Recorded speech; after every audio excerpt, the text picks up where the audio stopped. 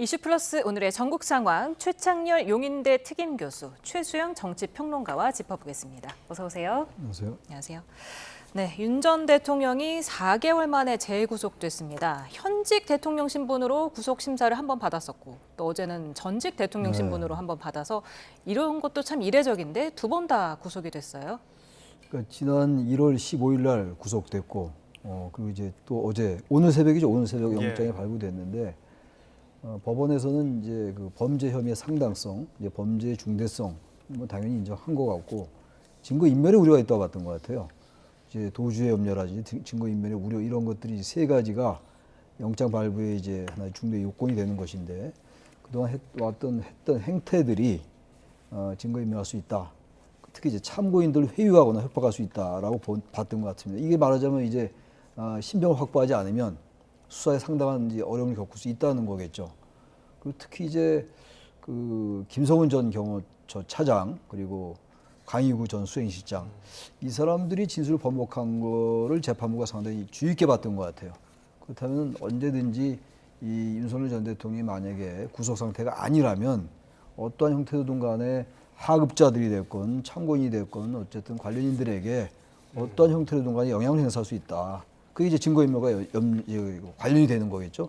아마 그게 가장 컸던 것 같고 당연히 범죄 중대성은 인정됐던 것 같고 그리고 몇 가지 이제 혐의가 있었잖아요. 직권남용, 권리행사 방해 그리고 계엄 사후에 그 이제 계엄 선포문을 이제 허위로 작성했던 것 이런 것들 또 대통령 경호법 위반 이런 것들을 이제 범죄가 중대하다 이런 혐의가 소명됐다 이렇게 봤던 것 같습니다. 예.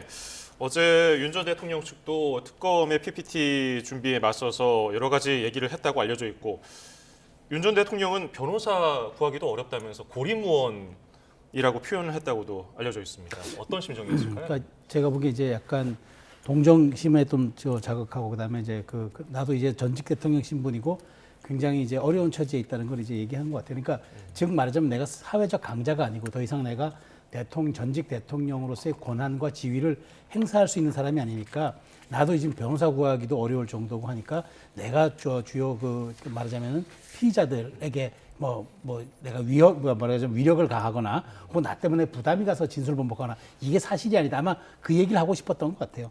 근데 어제 이제 영장 전담 판사가 물었던 걸 보면은 왜 사후 계엄 선포문을 폐기했냐. 두 번째가 경호처 청기 보이라고 지시한 적이 있냐. 그다음에 비오픈 서버 기록 삭제하라고 얘기한 거 있냐. 이 세 가지를 물었다는 거는 결국 이게 이제 김성훈 전 경호처장과 강희구 부속실장을 겨냥한 거거든요. 그럼 이제 이게 뭐냐면은 도주의 우려는 없는 걸로 당연히 이제 재판부도 판단하죠. 왜냐하면 특검팀이 부르면은 계속 나가는데 무슨 도주의 우려가 있겠습니까? 그리고 출국 금지된 상황이 있고. 근데 중요한 건 여기에서 지금 1번, 그러니까 사후 계엄 선포문 폐기는 강희구 부속실장 관련이고 경호처와 비화폰 얘기는 이제 이건 김성훈 전 처장 얘기인데 그렇다면 이 세 가지를 질문했다는 거는 역시 전직 대통령으로서의 그런 어떤 권위라든가 그런 어떤 부담감 때문에 주요 피의자들이 진술을 번복한다. 재판부는 이렇게 판단한 것 같아요. 그리고 또 하나는 지금 주요 종사자들이 전부 구치소에 있지 않습니까? 김용현 전 장관 비롯해서 아마 이 형평성도 아마 좀 고려가 된 것 같아서 어제 윤 전 대통령은 나 이제는 변호사 구하기도 힘들어라는 말로 이제 사실상 내가 영향력을 미칠 수 없다라는 말로 애둘러 표현했던 것 같은데 어쨌든 재판부는 특검의 손을 완벽하게 들어준 것 같습니다. 앞서서 강희구 전 대통령실 부속실장 그리고 김성훈 전 대통령 경호처 차장이 진술 번복에 영향을 미친 것 같다고 말씀을 해주셨는데 하지만 이거는 이제 변호인이 회유한 거기 때문에 변호인은 구속된 게 아니지 않습니까? 지금 윤 전 대통령이 구속된다고 해서 달라지는 게 있을까요? 근데 이제 구속이 되면은 아무래도 지금 이제 이 사람들이 지금 김성훈 전 차장과 강희구 수행실장은 그 변호인들이라는 게 사실 윤 전 대통령의 지시를 받고 한다고 봐야 되겠죠. 그 변호인들을 의식해서 이렇게 진술 번복했다고 보고 있는 거예요. 그런 사실이 있는 거기 때문에 구속이 안 된다면은 여전히 계속 물론 변호인과 구속이 되든 안 되든 전직 대통령이 윤석열 전 대통령과 변호인들 간의 소통이 있다 하더라도 그렇다 하더라도 구속이 된 거와 아닌 게 다르겠죠. 구속이 안 된 상태라면 더욱더 적극적으로 변호인들을 시켜서 그런 여러 가지 유리하게끔 판을 짜 나갈 수가 있을 겁니다. 아마 그리고 윤석열 전 대통령 스스로가 법률가이기 때문에 아마 그 점을 많이 봤던 것 같아요. 그러니까 증거인멸의 우려는 그리고 또 하나가 지금까지 쭉 지금 지난해 비상계엄 이후에 보여줬던 여러 가지 그 법 지식을 활용한 최대한도 이제 방어를 하는 게 뭐 그걸 나분할 수 없는 거긴 합니다만 어떤 형태로든 간에 계속 그 이른바 법지식을 활용해 왔잖아요. 결국은 이제 석방 때까지 됐던 것이고 그런 측면에서 볼 때 신병 확보가 대단히 중요하다고 판단했던 것 같습니다. 재판부에서 말이죠. 네.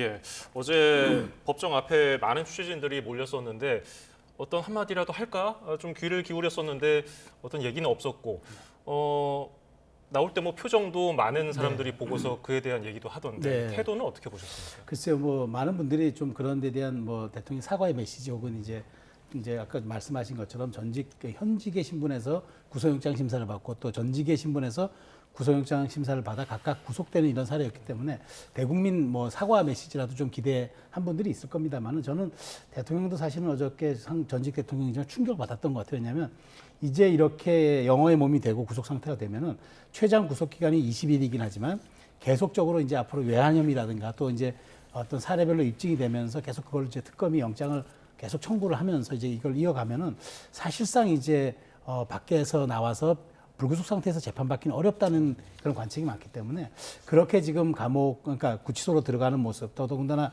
사실은 지금 삼복 연천의 지금 또 시기 아닙니까? 여러 가지가 아마 대통령에도 전직 대통령이지만 부담이 됐을 거라는 생각이 들고요. 그다음에 그런 것들이 물론 뭐 큰 틀에서 놓고 보면 전직 대통령 어떤의 권위를 내세우면서 국민에게 머리를 읊조리고 그다음에 대국민 사과를 하는 이런 걸 뭐 기대를 할 수 있는 부분이 있겠습니다만은 저는 대통령도 하나의 개인으로 생각한다 그러면은 지금 여러 가지 아주 복잡한 심경 속에서 그런 모습을 보여줬던 것 아니냐. 근데 많은 국민들이 그래도 구치소로 가기 전에 뭔가 어떤 메시지를 생각했다 그러면 그런 점들은 좀 기대에 못 미치는 점들은 아쉽다라는 말씀 저도 드리겠습니다. 네. 속도전을 중시하는 조은석 특검팀이 내일 오후 2시에 윤 전 대통령에게 출석을 요구했습니다. 굉장히 빠른 속도인데요. 네. 어떻게 평가하십니까? 이제 당연히 이제 구속됐으니까 빨리 수사를 진행해 나가야죠. 이번에도 조은석 특검이 굉장히 빨리 움직인 거예요. 지금 출범을 10일 날 했는데 오늘 10일이니까 한 달도 안 돼서 지금 재구속을 한 겁니다. 그러니까 이렇게 하지 않으면은 이게 아마 신병 확보가 어려웠을 거예요. 그러니까 당연히 이제 오늘 하루 쉬고 내일 이제 출석하라고 얘기한 겁니다. 재판은 내란 재판은 이제 오늘 출석을 안 했더라고요. 안 하고 이건 내란 재판하고 다른 거니까 이제 이 지금 직권남용 권리행사 방해 등등 허위 문서 작성 이런 이제 혐의로 구속이 된 건데 여기에 관련된 이제 출석을 요구한 건데 출석을 만약에 안 하면은 구인까지 할 수 있을 것 같아요. 만약에 계속 안 한다면 말이죠. 출석을 할지 안 할지 모르겠는데 출석을 안 하게 된다면 구인도 가능할 것 같고 또 만약에 구인이 안 된다면은 구치소를 직접 방문해서 현장 조사할 수도 있을 것 같고 아마 윤석열 전 대통령 측에서는 보석 청구라든지 그리고 구속적 부심 이런 거 생각할 수 있을 겁니다 아마. 근데 아무리 봐도 두 개 다 제가 볼 때는 거의 불가능할 것 같아요. 쉽지 않을 것 같아요. 불구속 상태에서 재판받는다는 게 쉽지 않을 것 같고 계속 이 구속 상태에서 수사도 받고 재판을 받게 되지 않을까 그렇게 보여집니다. 예.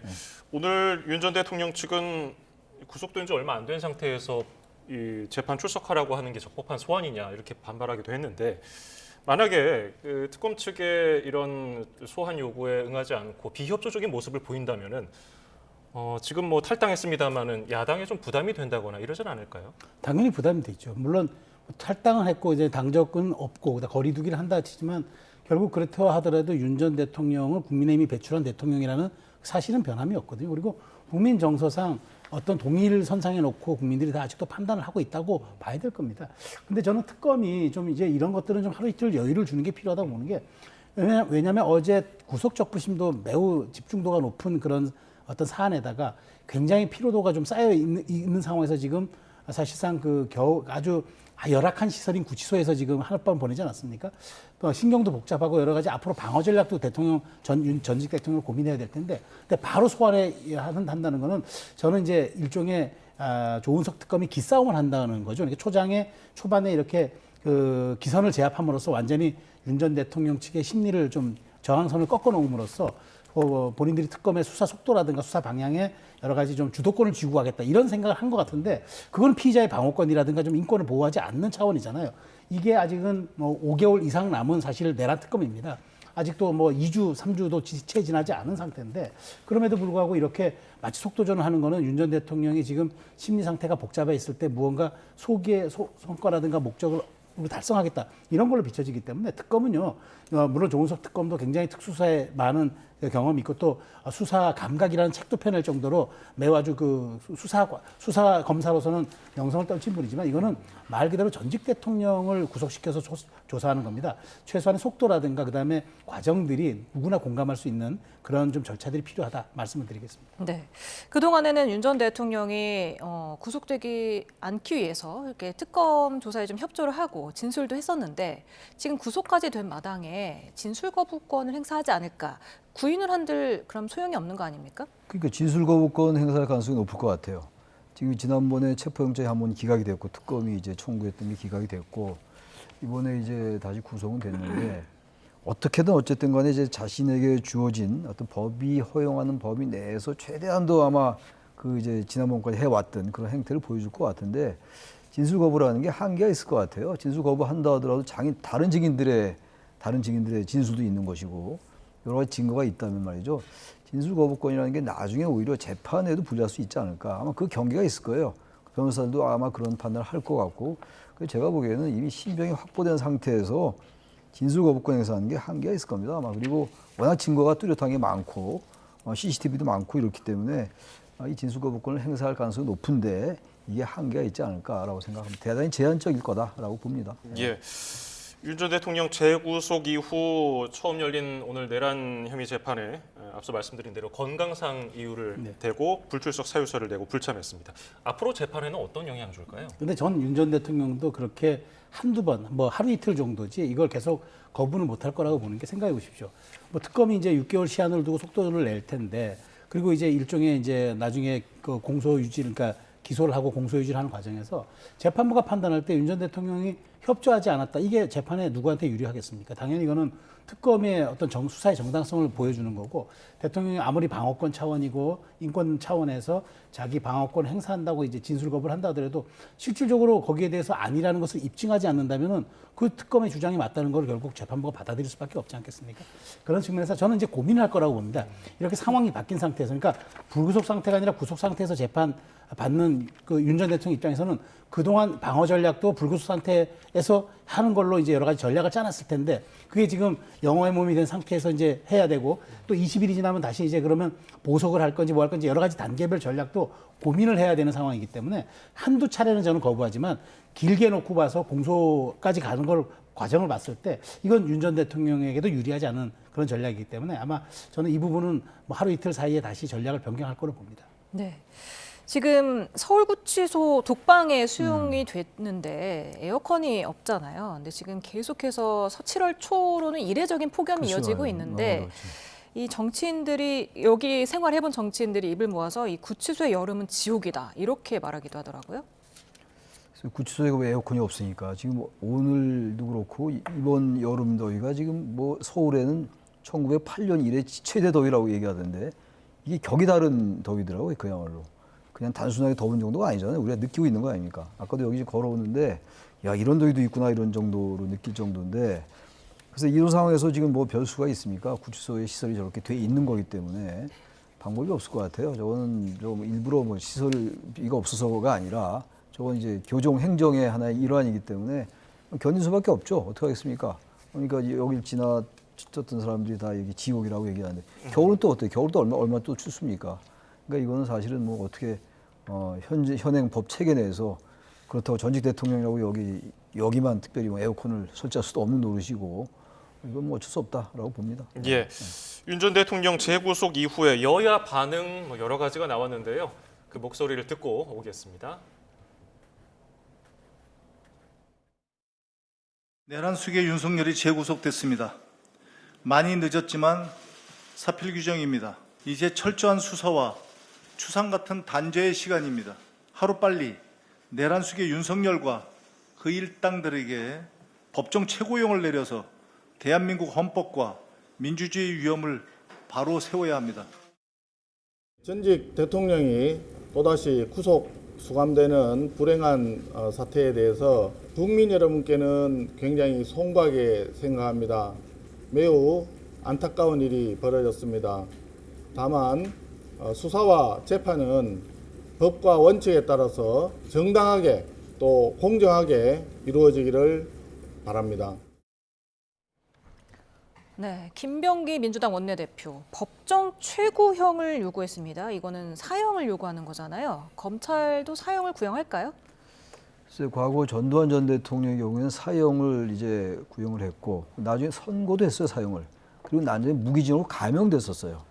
1995년도 얘기입니다. YS 정권 때 얘기인데 지금 뭐 잘 아시다시피 내란 우두머리 혐의는 형법상 사형하고 무기징역밖에 없어요. 다른 건 잘 안 돼. 그 뭐 될 수도 없어요, 지금. 이런 상황이기 때문에 법정 최고형이라고는 사형을 의미하는 거긴 합니다만 검찰이 최고형을 구형할 가능성이 있죠. 근데 아마 법원이 글쎄요, 사형을 선고할지는 모르겠어요. 사형을 선고할지 그때는 뭐 그런 이제 경험이 있었는데 법원에서 대한민국 사법부가 말이죠. 지금 시간이 꽤 흘렀는데 내란이라는 건 어차피 뭐 그때 전두환 전 대통령의 내란 혐의나 마찬가지이기 때문에 어떻게 판단할지 모르겠습니다. 아무튼간에 법원의 판단을 봐야 되겠죠. 그러나 지금 여기서 그 법원의 선고 형량을 예단하기 어렵고 어쨌든 간에 중요한 거는 이 법에 의해서 이 내란 혐의는 내란 우두머리 혐의 특히 사형과 무기징역밖에 없다. 그 말씀밖에 드릴 수 없습니다. 예, 정치권 반응 어떻게 보셨습니까? 글쎄요, 뭐 저는 뭐 민주당 입장에서는 그렇게 강하게 얘기하고 더더군다나 지금 뭐 김병기 원내대표 같은 경우, 원내대표가 비대위원장이죠. 사실상 강성당원들의 지지를 받아서 또 당선된, 그러니까 그런 어떤 권리당원 투표가 이번에 처음 적용돼가지고 한 원내대표 선거 아니었습니까? 그러다 보니까 좀 센 얘기를 하는 것 같은데, 근데 저는 그렇습니다. 뭐 사법부가 알아서 판단할 일이고, 그다음에 정의를 바로 세워달라, 우리 역사가 바로 서야 한다, 뭐 이 정도면 되는데, 뭐 법정 최고형 운운하고 이렇게 마치 정치권이 어떻게 가이드라인을 제시하는 듯한 저렇게 선동적 발언은 조금 포용과 통합의 정치를 얘기하는 이재명 정부의 초기 부분에 당대표 역을 하는 분의 발언으로서 저는 적절치 않다고 지적드리고 싶습니다. 이미 특검 수사가 지금 진행되고 있고 대통령이 구속된 상태인데 마치 구속이 이제 어떤 어떤 진실 탐구의 시작인 것처럼 얘기를 하고 그것이 결국 이제 뭐 법정 최고형까지 사실은 내란 혐의로 지금 조사를 받는 거지 내란이 확정돼서 지금 거기에 따른 지금 언도를 받는 건 아니지 않습니까? 그런데 거대 그 여당의 그리고 그 대표가 그렇게 얘기를 한다는 게 저는 과연 이게 국민 통합에 정말 부합하는 것인가 질문을 드리지 않을 수 없고요. 야당 입장은 참 곤혹스러울 겁니다. 왜냐하면 출당계 이제 이렇게 당을 떠난 전직 대통령이긴 하지만 아직도 국민은 동일시하는 그런 정서가 있고 실질적으로 어떻게 지금 보면 내란 특검 조사도 지금 당 소속 의원들이 전부 또 받아야 되는 뭐 다 전부 다는 아니지만 상당수가 또 받아야 되는 이런 상황에서 어떻게 이것을 참 거리두기를 할 거고 이것을 정말 이격거리를 확보할 것인가가 아마 예민할 겁니다. 그렇다고 전직 대통령을 매정하게 우리는 이제 상관없는 분이니까 이제 뭐 우리한테 묻지 마십시오라고 할 수도 없는 그런 상황이다 보니까 그런 어떤 거리두기와 경계선이 매우 모호해진 것 같은데 저는 그럼에도 불구하고 더 용기 있게 사과해야 된다고 봅니다. 왜냐하면 이미 이거 지나간 일이긴 하지만 결국에는 이제 다시 반복되어서는 안 될 우리 역사이기 때문에 제1야당으로서의 지위를 좀 굳건하기 위해서는 이런 부분에 대한 조금 더 강고한 확신과 자기 좀 정체성이 필요하다라는 말씀을 드리고 싶습니다. 네, 국민의힘 윤희숙 신임 혁신위원장은 당 소속이었던 윤 전 대통령 부부의 전횡과 비상계엄의 책임을 통감한다면서 사죄한다는 목소리를 냈습니다. 이런 반성이 당 전체 쇄신 결과로 나타날 수 있을까요? 이게 연결이 되겠죠. 이어져야 될 거예요. 아마 그 제도적인 실천과 구체적인 행동으로 이어져야 될 텐데 이런 말을 하는 건 뭐 당연한 거죠. 이제 이게 혁신의 시작일 수가 있는데 지금 바로 뭐 어제 그제 일입니다만 안철수 전 혁신위원장이 사퇴했잖아요. 인적 쇄신을 요구했는데 그게 안 받아들여졌다는 거 아닙니까? 이런 거지 언론적인 이제 사과는 뭐 당연한 겁니다만 과연 뭐 얼마 안 되는 임기인데 혁신위가 임기가 8월 31일까지잖아요. 얼마 안 되는 임기이기 때문에 이동안 뭔가 할 수 있을까? 근데 윤희숙 전 의원이 여의도 연구원장이 당차고 결기가 있어요. 현직 의원일 때 부친의 부동산 관련 문제로 의원직을 사퇴할 정도니까 결기가 있는 분이긴 한데 지금 국민의힘의 여러 가지 그 내부 상황 자체가 기득권에 강고하게 막혀 있는 것 같아요. 이제 뭐 친윤이라고 얘기해도 좋고 뭐 구주류도 다 좋습니다. 표현을 어떻게 하든 간에 이런 상황에서 과연 이걸 해낼 수 있을 것인가? 예. 저는 쉽지 않아 보입니다. 이런 발언보다는 인적 쇄신에 대한 그 언급이 있어야 돼요. 그 인적 쇄신 대단히 민감한 얘기긴 합니다만 그게 안 되고서야 이게 바뀔 수 있을까요? 예. 쉽지 않아 보이긴 합니다. 국민의힘 내부 상황은 잠시 뒤에 좀 더 자세히 짚어보도록 하고 주제를 좀 바꿔보겠습니다. 다음 주부터 이제 장관 후보자들 인사청문회가 계속 예정돼 있는데 강선우 여성가족부 장관 후보자 보좌진 갑질 의혹이 불거졌습니다. 쓰레기를 버리라고 지시했다, 변기를 고치라고 했다는 의혹 어떻게 보셨습니까? 그러니까 지금 보좌관을 했던 사람들이 이렇게 얘기를 하는 거잖아요. 이런 사례가 있었다. 그건 진실에 가까울 겁니다. 왜냐하면 이 부분이 사실이 아니라고 그러면 강선우 의원이 그런 사실이 없다고 딱 부인할 텐데 그렇지 않고 이제 뭐 내용이 좀 다르다라고 얘기하는 거는 사실상 이 언저리에 있었던 지시가 있었다는 그런 의미가 될 겁니다. 저는 근데 이 부분은 강 의원이 해명을 할 정도가 아니고 이거는 제가 보기에 이 장관 자리가 과연 적절한 것인가에 대한 의문을 남기는 겁니다. 왜냐하면 여성가족부입니다. 여성가족부가 뭡니까? 단순히 젠더 문제만을 얘기하는 것이 아니라 우리 사회가 이제 말하자면 가족 개념에서 어떻게 하면 우리가 좀 더 화목하고 그다음에 우리가 이제 그 꼭 가족에 대한 패밀리를 다 다루는 것이 아니라 우리 사회의 어떤 기존의 문화들을 좀 바꿔내고 이것이 어떤 사회 갈등을 좀 봉합하고 더 앞으로 화합해서 나아가는 그런 이제 뭐 문화 혹은 이제 그런 어떤 제도를 만드는 부처인데 기본적인 인식이 아랫사람은 막대해도 되고 내가 갖고 있는 권위가 아랫사람들은 나를 존중해줘야 되고 나는 이 사람들의 어떤 인간적 권위를 나는 인정하지 않아도 되는 이게 또 왜냐하면 계속 의심이 가는 게 5년간 보좌진을 46번을 바꿨다는 겁니다. 근데 사실 국회 출입 뭐 저도 경험이 있고 언론 경험이 있고 또 국회 많은 근무했던 분들을 놓고 보면요. 10년간 한 보좌관과 지내는 분들도 많아요. 그런데 5년 사이에 46번을 바꿨다는 거는 저는 이 자체가 어찌 보면은 보좌진을 나의 어떤 그런 수족으로 생각하는 것 아닌가. 혹은 그러니까 동등한 어떤 파트너, 그다음에 입법을 연구하고 의정활동을 같이 하는 나의 동료 식구로 생각하는 게 아니라 필요하면 쓰고 아니면 그냥 잘라도 되는 그런 어떤 일회성 소모용의 인간군으로 본 것이 아닌가 그런 생각이 들어서 이 부분은 그 어떤 다른 것 그러니까 무슨 뭐 재산 형성 과정 이런 것보다도 더 엄격하게 검증돼야 된다. 왜냐하면 이런 데 대한 가치관과 소신이 검증되지 않은 분이 그런 장관을 맡게 될 경우에 나올 수 있는 제도나 정책들이 굉장히 이중적이고 흉흉모순적인 뜨거운 아이스 아메리카노 같은 그런 거기 때문에 이 부분은 저는 굉장히 현역 의원이라 통과하기 쉽다고 생각했지만 저는 이거는 그렇게 간단하게 뭐 넘어갈 문제는 아니라고 생각합니다. 네. 국민의힘 송원석 비대위원장은 이 갑질 의혹이 사실이면 장관 자격은 물론이고 의원 자격도 없다 이렇게 말했고 또 천하람 개혁신당 의원은 정신 나간 여왕 코스프레다 이렇게 맹비난했어요. 근데 지금 이게 지금 얘기 나오는 이 얘기들이 이게 사실인지 아닌지를 정확히 알아야 될 것 같아요. 근데 사실이니까 얘기하지 않았겠어요? 전 보좌진이 있지도 않은 일이 이렇게 언론사에 얘기하지 않았을 것 같은데 그야말로 이게 사실이라면 여성가족부 장관이기 때문에 안 된다 이런 걸 떠나서 인간으로서의 품성의 문제거든요. 인성의 문제인 것이고 그리고 다른 걸 떠나서 46번 바꾼 거 이것도 인사권 행사했다고 할 말도 없어요. 법적으로 어긋나는 것도 아니니까. 인사권은 이제 의원이 갖고 있는 거니까. 그것도 무슨 어디 뭐 고용노동부에 이걸 또 제소하거나 뭐 하소연할 수 있는 것도 아니니까 좋다고 치고 범법 행위가 아니다라고 친다면 넘어가자고 치자 이거예요. 그런데 이게 다른 거 따라서 지금 이게 우월적 지위에서 시킨 거 아닙니까? 만약에 지금 여러 사적인 뭐 쓰레기를 치운다든지 뭐 변기가 고장났다든지 이런 걸 만약 했다면 이게 사실이라면 이건 수사에 관련된 문제도 될 것 같아요. 이건 단순하게 인성 분석은 기본이고 이게 만약에 사실이라면 우월적인 지위를 이용해서 직권남용까지는 아니라 하더라도 직권남용은 아니겠습니다만 상당히 문제가 될 수 있어요. 이 부분은 이거는 사실이 아니냐 일단 밝혀야 될 것 같고 이런 일이 정말 있었다고 한단 말이죠. 이 부분은 당 차원에서도 강력하게 어떤 입장을 얘기해야 될 것 같아요. 근데 빨리 강선호 의원이 이 얘기를 빨리 해야죠. 여기 얘기는 가사도우미가 있었기 때문에 쓰레기 정리든 집안일을 시킬 필요가 없었다. 이게 전 보좌진하고 주장이 다른 거잖아요. 근데 이거부터 빨리 이제 확정을 줘야죠. 누구 말이 맞는지를. 둘 중에 하나는 이제 거짓말하는 거 아니겠어요? 일단 사실관계를 확정을 시키고 만약에 전 보좌진의 말이 사실이라면 전 이건 장관 자격이 없다고 생각합니다. 예. 현역 의원이고 아니고 이건 전혀 중요한 문제가 아니라고 생각합니다. 강선우 후보자 만약 사실이라면 예. 강선우 후보자가 이에 대한 이제 해명을 내놓긴 했는데 이게 또 청문회 때도 분명히 다뤄질 문제이기 때문에 그렇겠죠. 지켜보고요.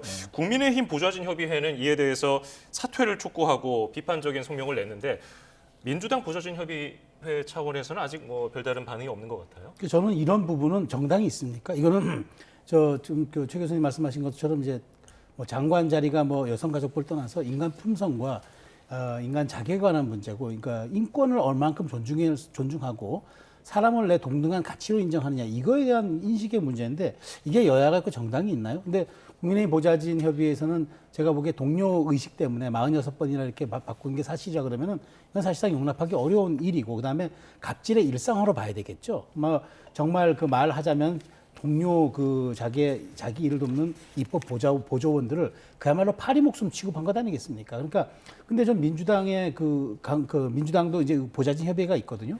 저는 이걸 떠나서 국회 차원에서의 보좌진 협의회에서 성명을 내줘야 한다고 봅니다. 왜냐하면 이런 일들이 반복돼서는 안 되잖아요. 그러니까 여야 의원에서 문제가 된 거 아니라 이런 분들이 대의민주주의 기구에서 의원 노릇을 하고 있고 그다음에 이런 분들이 앞으로도 이런 일이 또 묻힌다 그러면 앞으로도 지역구에서 또 선출될 수도 있는 것 아닙니까? 그럼 이런 인성을 가진 분들이 앞으로도 계속 국회에 등용되고 국민의 대표가 된다면은 그거는 보좌진으로서는 한 차제에 한 번쯤은 선을 거둬야 될 필요도 있잖아요. 이거는 여야가 없는 일인데 조금 이 침묵은 제가 보기에 정파적 침묵이라고 생각합니다. 네. 그런데 강선우 후보자가 갑질 논란에 더해서 유류비 과도 사용 논란도 있더라고요.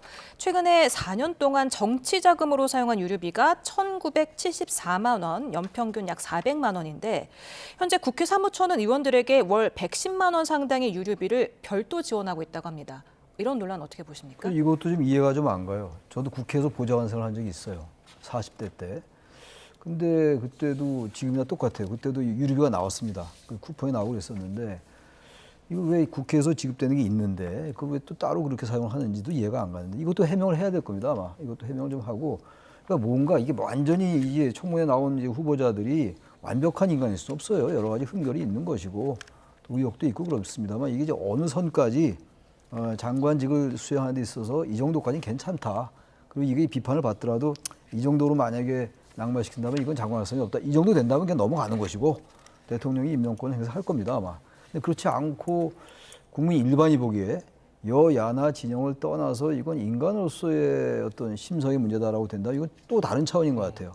이게 자꾸 이런 부분에 대해서 민주당이 좀 살펴보겠죠. 이제 오늘 이제 제기가 됐으니까 살펴보고 또 유류비 문제도 그렇고. 그러니까 이게 지금 크고 작은 문제가 자꾸 나오면은 이거에 대해서 반응할 필요가 있어요. 민주주의라는 거는 대표성, 책임성, 반응성 이런 게 중요하기 때문에 이걸 무조건 옹호할 건 아니라고 봅니다. 어쨌든 간에 이게 분명하게 사실관계를 확인하고 이게 분명하다면 이거는 정당 차원에서도 민주당 차원에서도 말이죠. 무조건 비호할 건 아니다라고 생각합니다. 예. 그리고 또 이진숙 교육부 장관 후보자의 논문 가로채기 논란. 제자의 학위 논문 요약 과정에서 실린 비문까지도 동일하다는 의혹이 제기된 건데 후보자는 청문회에서 설명하겠다고 했어요. 이게 정면 돌파 가능할까요? 청문회 가면 없던 진실이 나타납니까? 아니면 서로 방어할 수 있는 논리가 나타납니까? 평소에 안 나타나는 논리가 청문회 가면만 등장하는 전 신기한 지금 발언들이 나오고 있다고 봐요. 지금 해명하고 지금 반박하면 될 일을 꼭 청문회 하겠다. 이게 바로 김민석 이펙트죠. 김민석 효과죠. 버티면 된다는 생각 같은데 버틸 게 따로 있죠. 아니 그러니까 저는 지금 이번에 입각하시는 그러니까 내각에 들어가시라는 분들 중에서 저는 어떻게 이렇게 각자 분야의 부적격자들을 모아놨는지 좀 의문이 들어요. 왜냐하면 좀 전에 강선우 의원 얘기했지만 이렇게 갑질 의혹과 인성 의혹이 있는 분을 가족부 장관을 시키겠다고 하고 교육의 백년대계와 그다음에 그 아이들을 가리키는 정의를 구현하는 교육부 장관에게는 제자 논문을 뺏겠다는 의혹이 있는 분과 그다음에 저기 중등학교 딸을 중등에 우리가 중등학교가 의무인데도 불구하고 그걸 부모가 동행하지도 않고 미국에 유학시켰다는 그 불법 의혹까지 있는 분을 어떻게 이렇게 맞춤형으로 이렇게 불러들 옵니까? 그래서 저는 이 부분은 그저 청문회 하루 때워보겠다. 이거 지금 인식이라 그러면은 저는 인사청문회 인사청문회 무력화하는 거예요. 윤석열 정부가 저는 언제부터 가장 그 지지율 하락이 이어졌냐면은 이 초기 내각이 있을 때 몇 명 장관이 낙마한 상황에서도 그때 이제 도어 스태핑에서 기자가 윤 전 대통령이 질문합니다. 이 장관 후보자에 어떻게 생각합니까? 하면 버럭 역적을 내면서 전 정부에서 이보다 훌륭한 장관 보셨습니까? 하고 성질을 내는 그 날부터 제가 알기로 국민들의 마음이 식었는데 똑같습니다. 이재명 정부하고 다릅니까? 지금 뭐 통합 행보, 뭐 실용 정부 해가지고 뭐 여러 가지 분위기 좋습니다만은 다수 의석을 가졌다고 그래 우리 청문회 하루만 버티면 돼라는 생각 속에서 이런 부적격자 의혹이 있는 이런 분들을 더더군다나 그 전문성에 부합하지 않는 자리에다가 임명하겠다? 저는 이거는 간단하지 않을 거라고 봐요. 그래서 이 부분은 과거에는 이제 우리 정치권에서 데스노트라고 야권에서 이런 부분들은 정 안 된다라고 이제 몇 명 규정하는 적이 있었는데 저는 이번에 민주당이 통과 의례로 이 청문회를 어물쩍 넘어가려 생각하면은 정말 저는 6개월 골든타임에 이재명 정부 초기 6개월 골든타임에 크나큰 쓰나미가 밀려올 수도 있습니다. 네, 지금 국민의힘 박성훈 수석 대변인은 이재명 정부 초대 장관 후보자들의 도덕성과 자질 논란이 끊이질 않고 있다. 비리 종합 세트의 완결판이다. 인사가 만사라고 하지만 이재명 정부 인사는 망사에 가깝다 이렇게 비판을 했는데 혹시 지금 장관 후보자들 중에 낙마할 가능성이 높아 보이는 사람이 있습니까? 이진수 교육부 장관 후보자가 제일 가능성이 높아 보여요. 그게 이제 다른 부처 장관 후보자라면은 물론 논문 표절이라는 거는 꼭 교육부가 아니라 하더라도 그 과거 문재인 정부 때도 이제 7대 기준에 들어갔었어요. 근데 특히 이제 교육부 장관 후보자라면 이건 연구윤리라든지 이런 거를 당연히 같이 관장하는 부처이기 때문에 논문 지금 표절이 여러 개가 나오는 것 같아요. 의혹이 지금. 그래서 이거 쉽게 넘어가기가 쉽지 않을 것 같아서 대통령실이나 민주당도 좀 뭐 엄밀하게 볼 것 같고 해서 가장 낙마 가능성이 높은 사람이 일단 이진숙 장관 후보자 같고 지금 방금 얘기는 끝났습니다만 강선우 지금 여성가족부 장관 후보자도 이 문제가 오늘 제기가 됐습니다만 이게 계속 나오게 된다면은 여론이 나빠질 수가 있어요. 여론이 지난번에 김문수 국무총리 여러 의혹에도 불구하고 총리 적합도가 높았어요. 그래서 일단 인준도 통과됐었으면 이거 국회 인준은 없는 거예요. 대통령이 임명하면 그만입니다. 인사청문 보고서가 채택이 안 된다 하더라도 말이죠. 그래서 이 부분은 여론이 더 악화된다면은 이건 반응하는 게 맞는 것 같아요. 역대 정부에서 봐도 인사청문회 과정에서 과도할 정도로 낙마 요인이 많은데 통과된 경우에 그때 이게 지지율이 떨어지기 시작하더라고요. 그러니까 지금 통합 행보도 보이고 있고 이제 이재명 정부가 이재명 대통령이 정말로 통합의 의지가 보이거든요. 이런 문제 가지고 과도하게 집착할 필요 없을 것 같아요. 이게 만약에 지금 몇 명이 거론되는데 이걸 계속 밀고 나간다. 만약에 사실인데도 불구하고 그렇다면 이거는 새 정부에 상당한 부담이 될 수 있다. 그래서 전 과거 정부와 달리 좀 새로 바뀐 정부고 뭔가 새롭게 통합이나 소통과 협치를 하겠다고 얘기하고 있으니까 좀 이 기존의 역대 정부와는 다른 좀 과감한 모습을 보이는 게 어떨까라는 생각이 좀 들긴 합니다. 예. 국민의힘 혁신위 얘기를 좀 해볼까요? 윤희숙 혁신위원장. 윤 전 대통령의 과오와 단절을 당원 당규에 담는 방안을 두고서 전당원 투표를 추진하겠다는 뜻을 밝혔는데 네. 김용태 전 비대위원장도 추진했던 건데 잘 안 됐잖아요. 네. 어떻게 좀 이번엔 성공할 수 있을까요? 아니 그럼 전 왜 전당원 투표를 혁신해서 해야죠? 지난번 김용태 비대위원장 얘기할 때 했으면 안 되나요? 저는 이제 이게 지금 저는 윤희숙 혁신위원장의 선의와 어떤 결기를 믿습니다만은 지금 그 얘기를 했잖아요. 난 칼을 휘두를 권리가 없다라고 얘기했는데 아니 혁신위원장이 꼭 메스를 드려야 하는 건 아니지만 가장 중요한 부분에는 손을 대라고 권고를 해야죠. 근데 그걸 권고조차 하지 않고 이것을 가지고 이제 말하자면은 그 건너가기 용어로만 쓰겠다. 그러니까 저는 그래서 의심스러운 게 윤희숙 혁신위원장 얘기를 발표하던 날 황울의 선관위원장도 같이 임명을 했습니다. 그럼 이게 주어가 어디 있는가, 방점이 어디 있는가를 놓고 보면 저는 전당대에 방점이 있는 걸로 봐서 결국 혁신위원장은 그때까지 가기 위한 일종의 약간 보험용으로 드는 듯한 그런 느낌이 들어서 좀 더 저는 강력한 혁신위원장의 그런 결기가 필요하고 또 하나 과거 박근혜 정부 때 탄핵됐을 때도 그때 김세현 의원, 뭐 김성태 의원 이런 분들 불출마 선언했었어요. 비주류였지만 그런 결기들이 지금 국민의힘의 쇄신과 혁신의 모습이 필요하지 않나라는 생각입니다. 예, 오늘 말씀 여기서 줄이겠습니다. 최창렬 용인대 특임 교수, 최수영 정치평론가였습니다. 두 분 감사합니다. 감사합니다. 감사합니다.